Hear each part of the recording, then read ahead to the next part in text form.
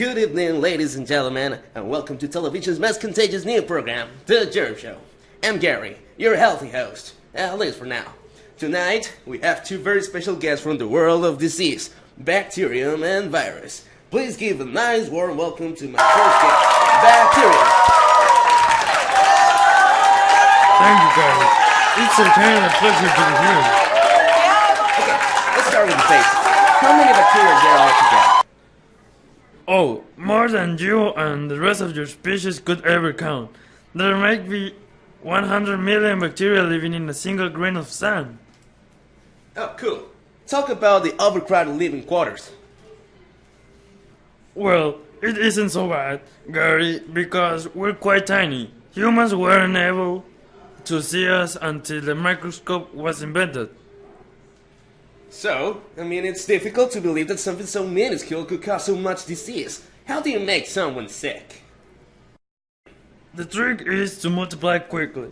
Somewhere in a person's body, inside a living tissue, I'll start to multiply fast. Eventually, I damage or kill the tissue. That's when the disease sets in.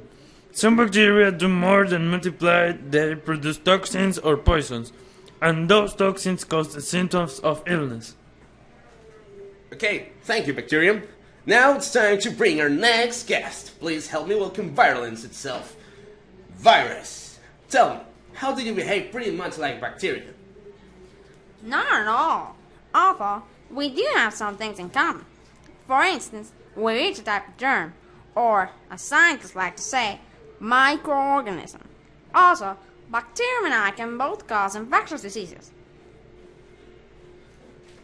So, how are you and bacteria different?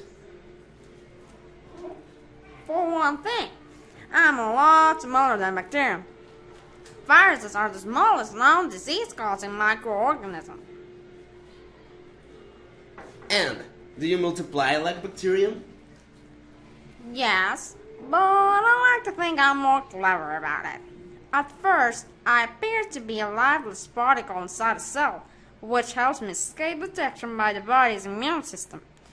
Once I got to work multiplying, thought, I can destroy the cell in no time. That's when the person got sick. Ooh, that's creepy. And how do you cause the same diseases as bacterium? Do you cause them? No. He's got his diseases, and I've got mine. I cause things such as chickenpox, measles, mumps, and flu. Oh, and let's not forget my friends, the rhinoviruses, who are responsible for most of your common colds. And I cause diseases such as tuberculosis, typhoid, fever, and whooping cough. One of my most interesting cousins is named Clostridium botulinum, which can survive around oxygen but produce one of the most potent toxins known to your scientists. In the old days, people who canned food at home sometimes got botulism poisoning. Well, I must say that two of you make me sick. We're just doing our job, Gary.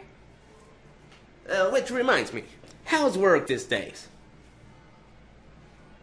Well, it's harder to make people sick today because scientists have created medicines like vaccines and antibiotics. Antibiotics don't affect me, but vaccines have indeed been tough. A vaccine makes people immune to a particular disease. Well, from my perspective, that's all pleasant news. Okay, folks, that's all for this time. Please join us next week on The Germ Show, when our special guest will be the